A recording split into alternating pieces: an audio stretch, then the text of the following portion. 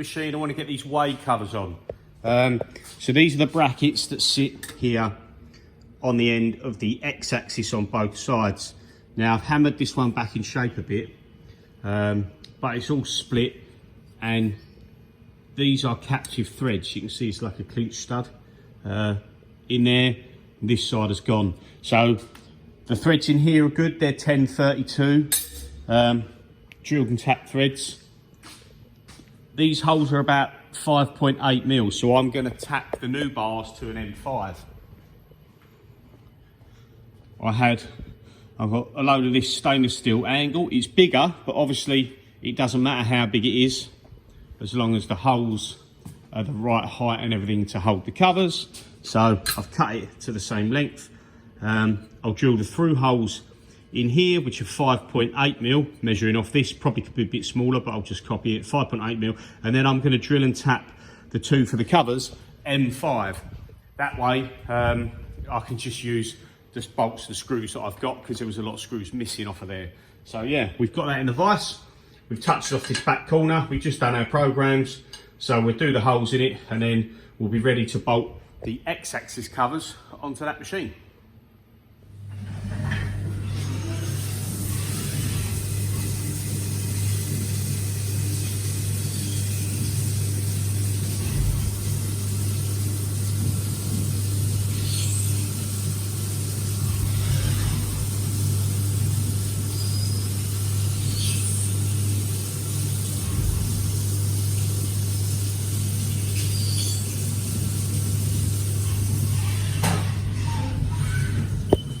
So that's the through holes done, nice and simple.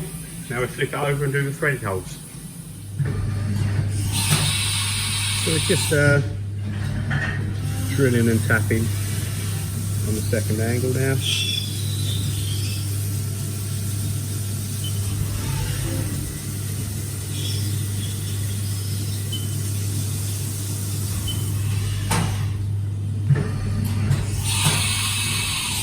Don't worry about oiling this because it's only a 3 mil thick thread.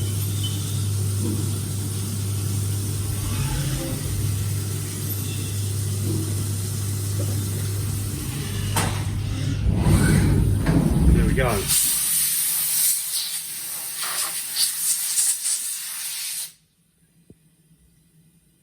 Drilled and tapped, one bracket done, do the other one, and then we'll look at getting them fitted to the machine.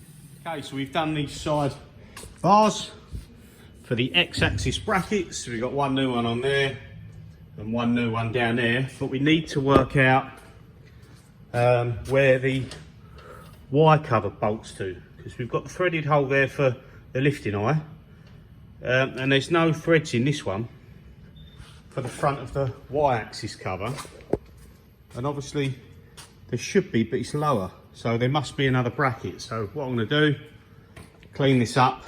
I'm going to undo my Y-axis cover, slide it back out the way without undoing that if I can. But if I can't, I'll take the Y cover off, because I also need to look at the cable trays under there and see what shape they are and have a measure up, so I can make the same cable trays for that one over there. So that's good, because mentioned many times now, I want to sell that machine to get some money back to put towards another one,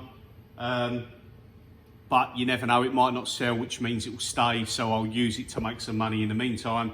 So therefore I'm not going to sell it to someone without these bits that need doing. While I'm here, I want to do everything, get everything right. One, so it's a good machine. Two, I don't have no grief when I sell it. And three, if I don't sell it and I use it, everything's as it should be for myself. So yeah, let's get that undone. We'll have a look what's underneath. Okay, so we've removed the front Y-axis cover there. A little look in this machine. Obviously I cleaned this out a few years ago when I got it, so it's not looking bad in there. Obviously the other machine's got a plate over this, and I'll tell you why they had a plate over that, because they had so much swarf built up in here that it probably stopped the coolant's designed to run out the back of the machine and either collect, spill out, people put buckets there, or you can have a tube that runs back to the coolant tank. They've let so much chips and swarf build up at the back that the coolant was probably running clear out of that hole. If you keep the machine clean and you have it well maintained, then obviously you wouldn't get coolant running out of that hole, and you wouldn't need that plate on there. So that's the reason why that's got one and this hasn't. I may even pull that one off, who knows. Now it's all cleaned out, it should work as it should. I'll give this a little hoover out of this few bits of chips, but you can see, difficult camera angle there, but you can see here, there's a drilled and tapped hole, and there's also one here. Now this is for the front way cover. Now for whatever reason,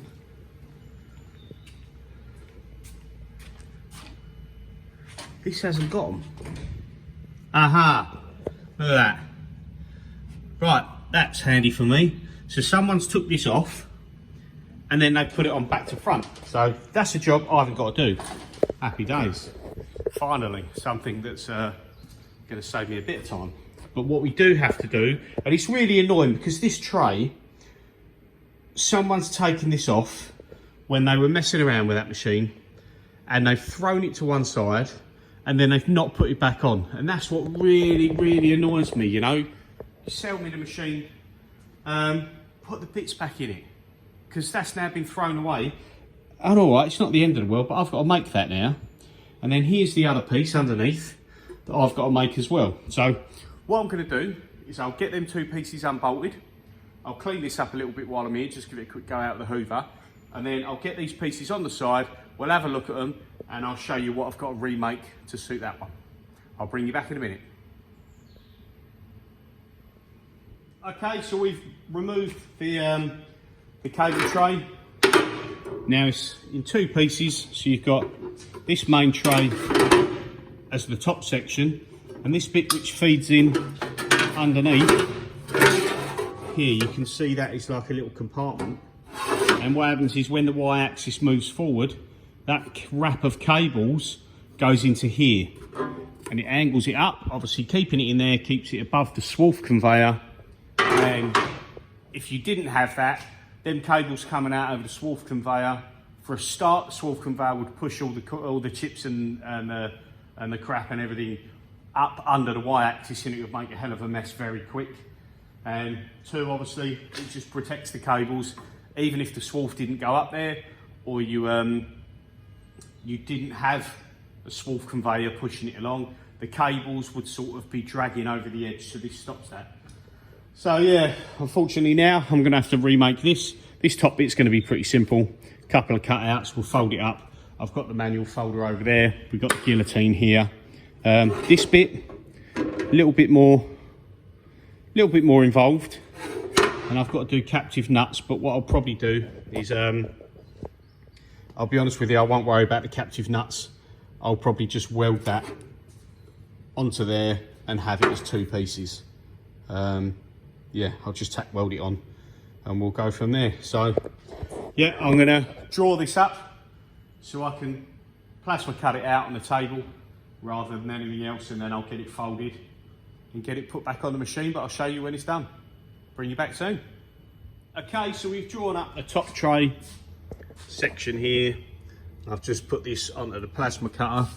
I don't use this often, but it is handy for odd brackets, and what I tend to do with other mainstream parts or batch products is, everyone knows plasma's nowhere near as nice finish as laser cut or water jet, so I use this mainly when I'm making brackets and bits and pieces. I'll do the first one, do the iterations, do the changes and modifications till I'm happy with what I've got, and then if I'm doing something in a batch, it's more cost effective to then send it to laser or water and have the finished item nice and accurate cut. So we've got the program in there, the plasma's on. The only material I could find was stainless, so we're going to use a bit of stainless. It's an offcut from a job from ages ago. So yeah, let's get this cut and then we'll get it cleaned up. Like I say, small holes, it's not the most accurate, but it will do the job. And we're putting some relief cuts in there, just to be like a bend line, just to save me marking it out, plus it makes it that little bit easier to bend. We've got the lines in there, and then I'll weld them up.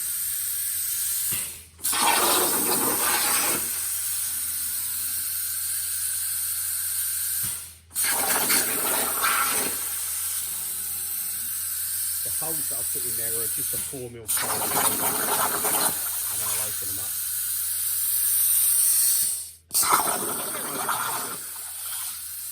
Like I say, I've never really dialed this in. People get some really nice finishes on the plasma, even on small parts, and I've struggled with it. Where I don't use it as often, I must admit I haven't put the time into it.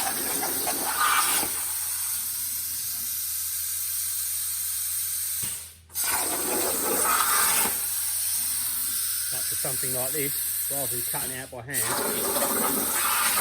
certainly makes it a lot easier.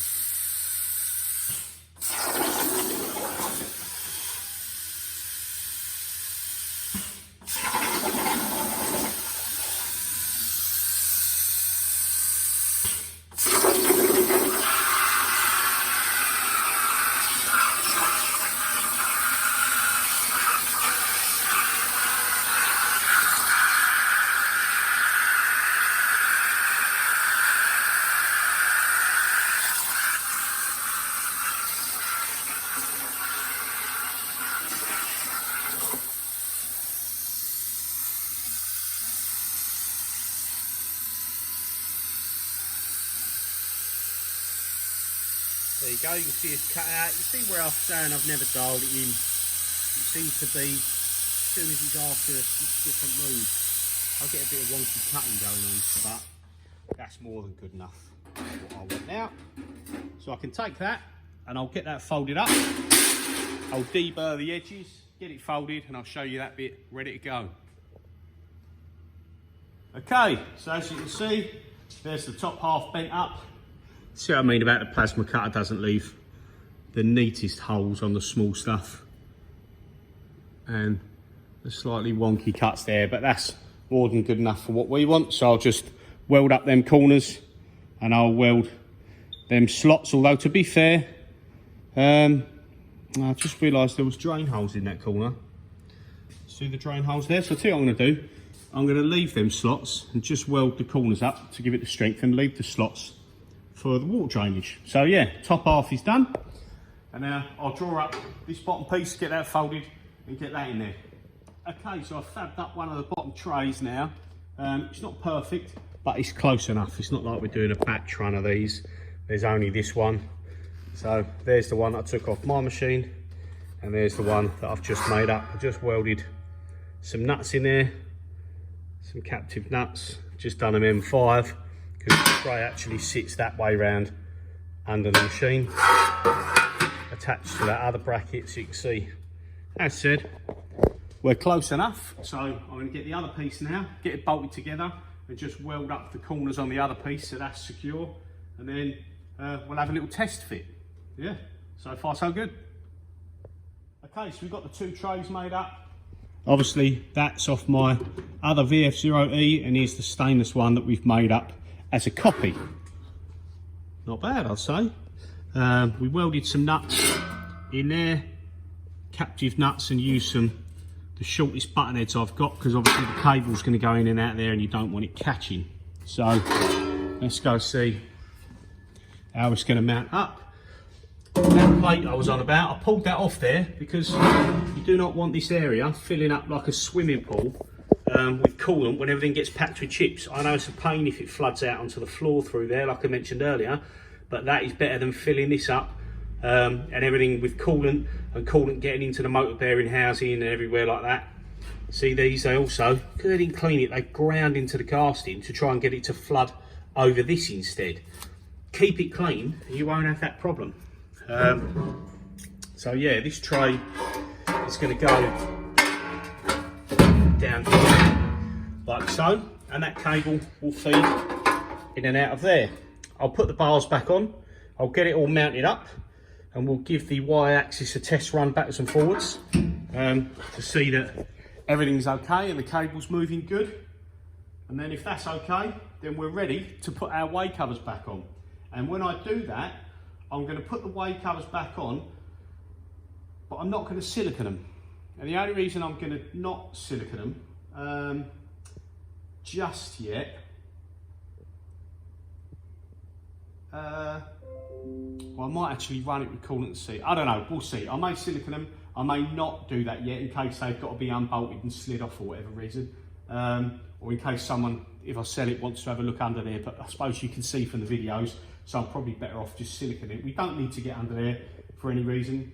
So, yeah, let's get this bolted back up and we'll see that this tray works okay. Give it a test run. Okay, so we're all bolted back together. And again, I get a bit jealous because it's looking nicer than the other one that I'm going to keep. Might have to end up keeping this one. So yeah, tray's there, little guard here. We didn't put the drain holes in these corners because we've still got the reliefs here for when we bent it up. We've got one in the centre and one at each side, so the water, or coolant shall I say, will be able to drain away. And we've removed the middle plate, put our clips back in. So, power up, restart. You should see the cable come in and fold in nicely into that tray without kinking up. Look at that. Absolutely perfect there.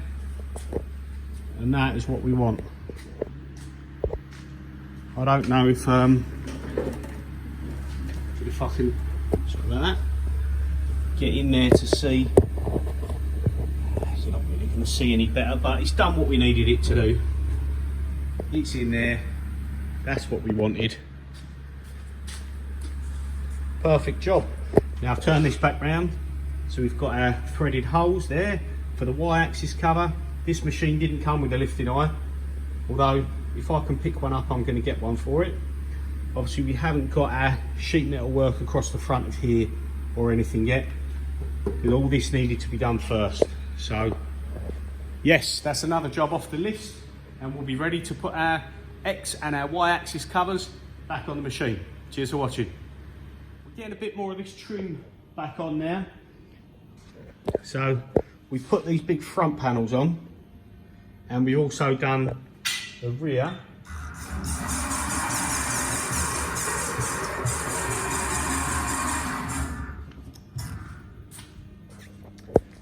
So this rear one is done, secured. We found some decent countersinks. There is one over there that was, the thread was no good. It's like they had inserts in them and it's pulled out. We put the rear way cover back on and we've siliconed it up. We've put the rear guard on. Obviously you must have squished a fixture in here, but it doesn't affect it. It's sealed nice along there. Yeah. A few dents and what have you in there, but it still slides in and out nice, doesn't bind up or anything like that, so that's good.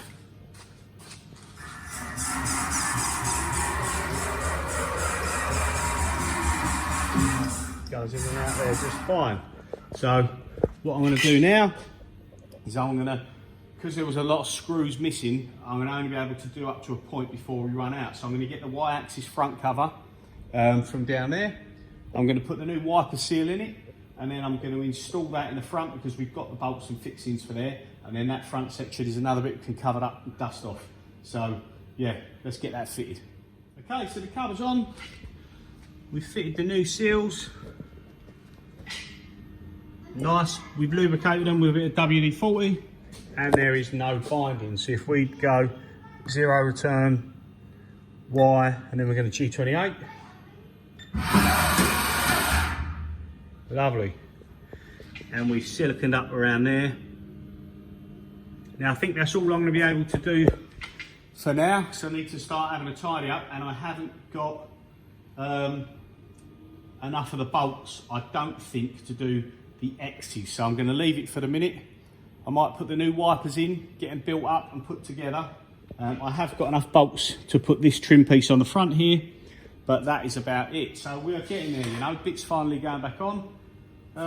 So yeah, that's a fair old video for this sort of session now. So cheers for watching, and I'll bring you back when we're doing the X.